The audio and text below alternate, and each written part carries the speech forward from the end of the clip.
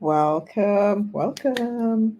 Welcome to Mornings in the Word with Bold Faith Church. I am Vina Henry, and today is day 310 of our chronological reading of the Bible. We are reading from the book of Mark today, chapter 13. We are here every Monday through Friday at 7 a.m. EST for the chronological reading of the Bible. And then we're back here again on a Saturday at 8 a.m. EST for a teaching by Pastor Courage Molina. We would love to have you join us. Don't forget to hit the like button and subscribe to our channel so you don't miss out on any of the things that we have going on here at Bold Faith Church. Let's get into the reading. As Jesus was leaving the temple that day, one of the disciples said, "Teacher, look at these magnificent buildings. Look at the impressive stones in the walls." Jesus replied, "Yes, look at this great building, but they will be completely demolished. Not one stone will be left on top of another." Later, Jesus sat on the Mount of Olives across the valley from the temple.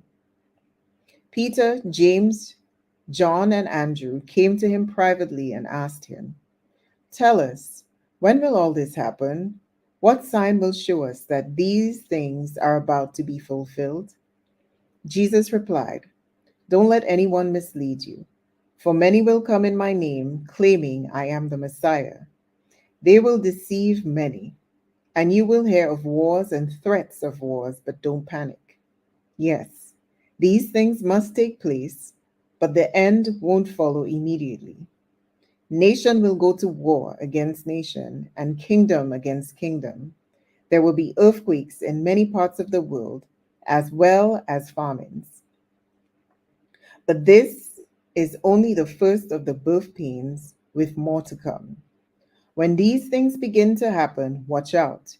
You will be handed over to the local councils and beaten in the synagogues.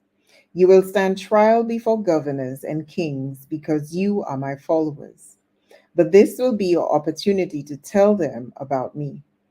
For the good news must first be preached to all nations.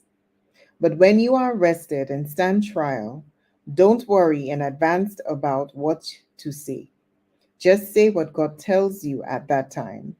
For it is not you who will be speaking, but the Holy Spirit. A brother will betray his brother to death. A father will betray his own child, and a child will rebel against their parents and cause them to be killed. And everyone will hate you because you are my followers.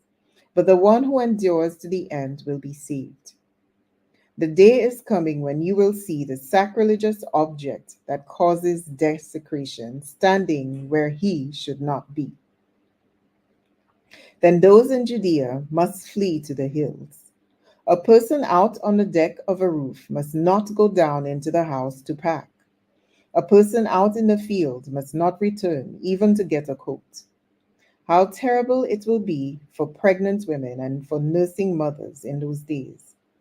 And pray that your flight will not be in winter, for there will be great anguish in those days than at any time since God created the world. And it will never be so again. In fact, unless the Lord shortens that time of calamity, not a single person will survive. But for the sake of his chosen ones, he has shortened those days. Then if anyone tells you, "Look, here is the Messiah," or "There he is," do not believe it. The false messiahs and false prophets will rise up and perform signs and wonders so as to deceive, if possible, even God's chosen ones. Watch out.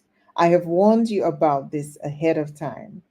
At that time, after the anguish of those days, the sun will be darkened, the moon will give no light, the stars will fall from the sky, and the powers in heavens will be shaken.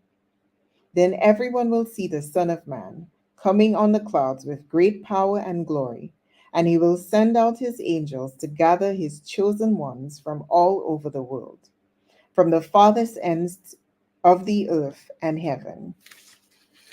Now learn a lesson from the fig tree. When its branches bud and its leaves begin to sprout, you know that summer is near. In the same way, when you see all these things taking place, you can know that his return is very near, right at the door. I tell you the truth, this generation will not pass from the scene before all these things take place. Heaven and earth will disappear, but my words will never disappear.